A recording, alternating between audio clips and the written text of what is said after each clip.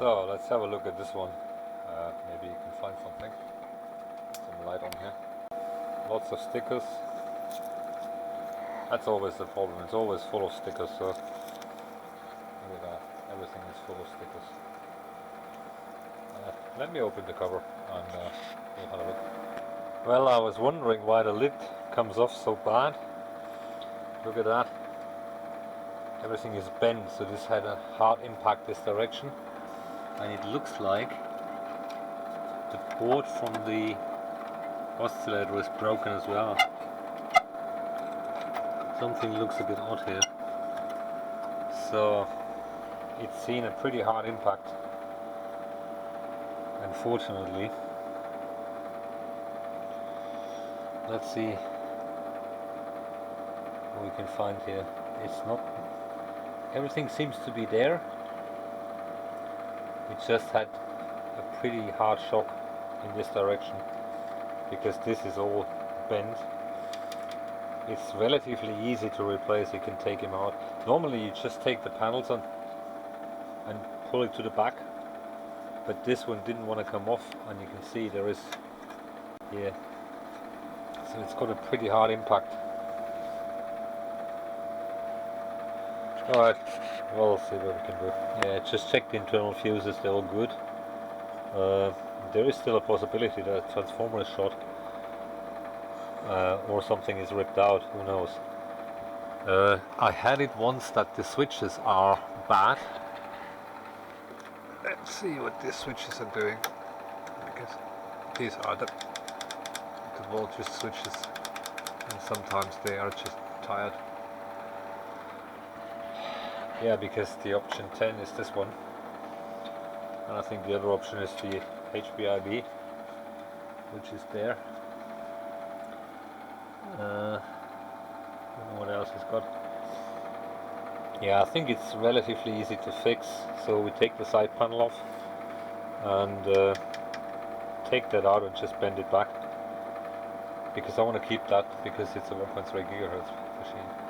So if I can get it back to work, to life, that would be fantastic. I think I take the bottom panel out as well and see, because strange things happen to this one. Let me take it apart and have a look. It still had the original card sticker in it. It was just me poking it, and so it was, no one was in it. That's a good one. That's how it normally works with these Hewlett Packard covers. It's held into the cover, so you just screw it until the screw is loose, and then you can pull it back. It probably needs two hands, but it should come out, and then you just pull it off. That's how it works. So the bottom looks okay. You can see that bend here, it's dented. So no burned components, so you just need to check why the power isn't working anymore. There is a possibility that some of these 0 ohm resistors are cracked because of the impact. It's the one with the turbine inside, so it makes a hell of a noise. But we have this one as a spare, and I got 2 other spares which we can deal with. Okay, that's interesting. The power supply makes power. Look at that, 25 volts here. But the counter doesn't run. So maybe a result of the impact, or let me check these voltages here. Okay, let's turn this one off first. It makes a hell of a noise. We have some sort of a power supply problem because we got the voltage at the capacitors. So plus minus 25 is there, but we have absolutely no voltage coming out here. So, and the fuses are good, so we need to dig into that deeper and see what's going on there. So to get the HPIB board out, you need to pull the retaining screws for the connector, and then you take the metal cover off, otherwise you can't fiddle it around. obviously I've done that before, so I know a little bit about it. And then you just, this plug goes into that socket. Be careful, this is a multi-pin socket and it's a bit brittle. Okay, so let's take that plug out, and I don't know what, can't remember what I wired it. It plugs down here. So, and then the problem is that cable, you need to hold it back, otherwise you can't get the board out. It's a bit of a fiddly thing. I need 2 hands for that. Let me take that out. Looks a bit weird. Look at that weird corrosion here on the voltage regulators. That's a bit strange. Never seen that before. So maybe that impact pulled them out of the sockets, because they are actually in sockets here. I don't know if it's visible. They're in these sockets here, because none of them works, and everything seems to be a little bit down here. Don't know if it's so far bent. I probably need to look into the manual. But the transformer is at least not dead. We have 25 volt DC on these 2 capacitors. They have a habit of dying as well. They sometimes not good anymore because they're pretty old. So let me see what you can find here. I think this, it just doesn't look right to me with these regulators. Okay, we need to figure out what's going on with this one here. This is not right either. Okay, yeah, let's take the oscillator out as well, because something happened to this one as well. Sorry, I was off with the camera here. Okay, found the issue with the connector. You can see that. Here is the other part. So the connector is broken when this was shoving this way, and that crashed the connector. So that needs fixing. We found one issue. This was completely bent inwards and was hitting that resistor. You can see it's actually bent over. That bolt, sorry, that bolt was hitting that resistor, and you can see it's bent over. So I bent it back, took the side panel off, or the side frame off. At this time Hewlett Packard always used some die-cast components, and that 3312 is the same. It's just this type of structure here, so it's still a little bit bent. We need to bend that back, and then put it back and see if that was one of our problems. I don't know, maybe it's one. If we can't find anything, we're gonna consult the drawings, because yeah, there might be something which I'm overlooking. But so we got it flat again. Just use some force and make it flat. It still rocks a little bit, but I think it's fine. Give it another whack and then it should be fine. So bent the whole thing as straight as we could, and as you can see, now there is enough clearance on that resistor again, because that was definitely an issue. Okay, I think we found something. This should be 12 volts, and we only get 1.7. This goes via 220 ohm resistor and a Zener diode, and if that 12 volt is shut down to, no, actually fed down to here, it turns the whole board on, because it seems turning the 5 volt reference off. That's what it does. So the power supply is in hibernation mode at the moment. We need to find why there is no 12 volts. We'll get there. The power supply is always on. Yeah, so we need to find that 220 ohm resistor, which is in series with a 25 volts and a Zener diode. So either the Zener diode is short, or the resistor is burned away because of a short or whatever. Let's find out. Okay, we briefly looked at the drawing, and the key voltage which goes to the switch and everything is the plus 12, and that's the resistor. The resistor is getting hot, so we're having a short. The diode looks okay, this is a 12 volt Xenon diode, but here is a tantalum very close to that resistor, and that's on the 12 volt. So let's pull that tantalum, and we might be lucky. It wouldn't be the first time, so let's pull that out. It is warm, but I don't know if it's warm from the resistor. But these things, there are only 3 of them. I think I pulled them all because I hate them. They just die. Let me pull it out. Well, it was a good bet, but it's not. Look, 1.7 volts.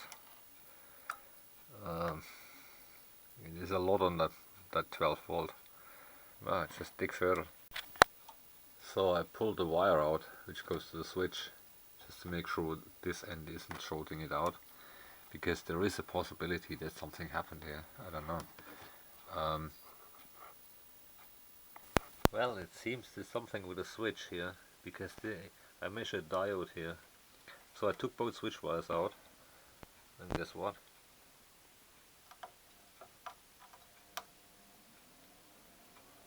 It comes to life. If I substitute the switch, obviously it doesn't do anything because the oscillator is out, but we got power, and since I disconnect the switch we have 12 volt as well. So both switch wires out and the thing turns on. So something on this board, that's the main board, is pulling down our 12 volt.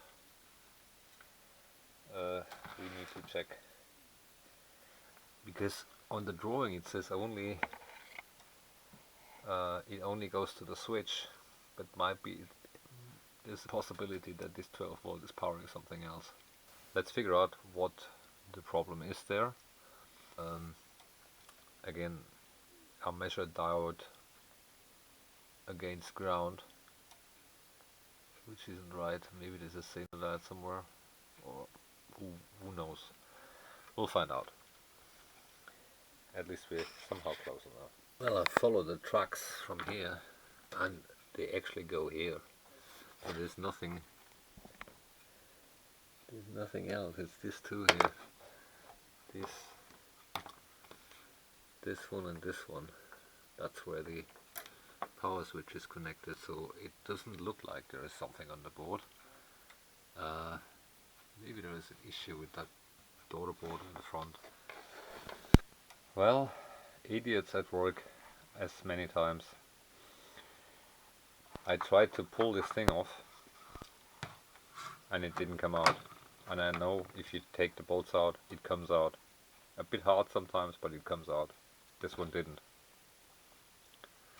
I said, okay, let's have a look.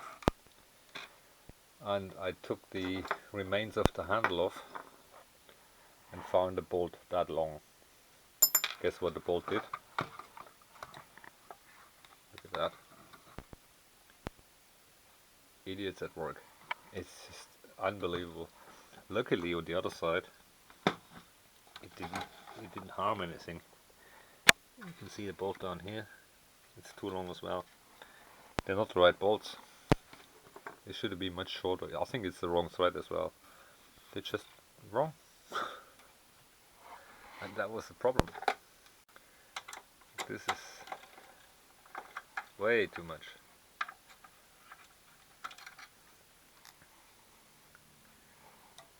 Way too much. Okay, we need to fix that. I think it's fixable. It basically just displaced that resistor, and the bolt was touching that resistor here, and probably taking some off the board out as well. Let's see. That's the reason why I measured the diode. Yeah, we'll see. We'll fix it. Worst case, I have another one. But let's take that handle off first. Well, every day is a learning day. I never had the idea to use such long bolts there. Don't know if it's visible through the magnifying glass, but it was even hitting that black sleeve of the LED. That's how long the bolts were, and it pushed that resistor against the diode. So what we're gonna do is, the track is still good, so we pull the resistor out and put a new one in. And then I think we're good to go. That's what it is, and that's the reason why the switch, because that resistor is the LED.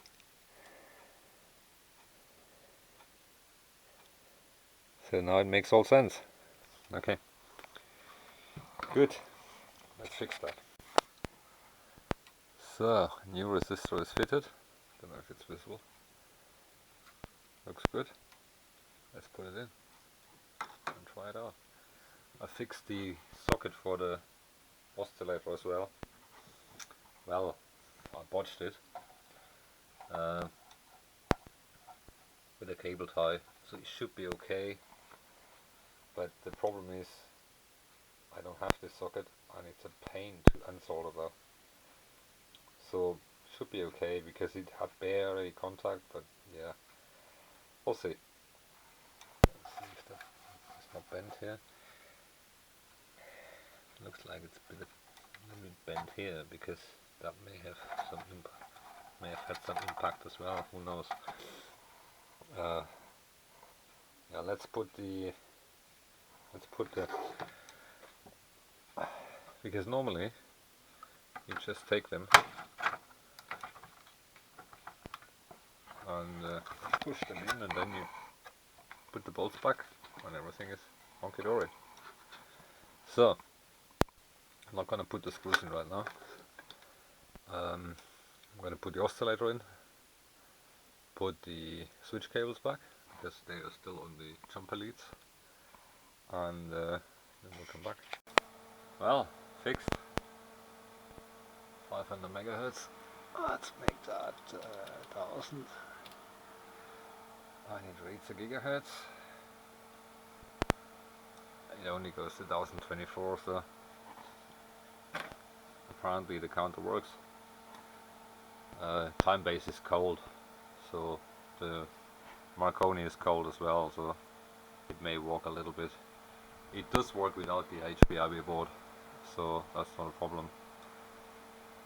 If you leave that out for a second. Yeah, apparently we got a working counter. Very happy, because 1.3 gigahertz is a good number. Obviously it's got the jet engine inside, as all the older Hewlett Packard machinery. We'll leave it running for a bit.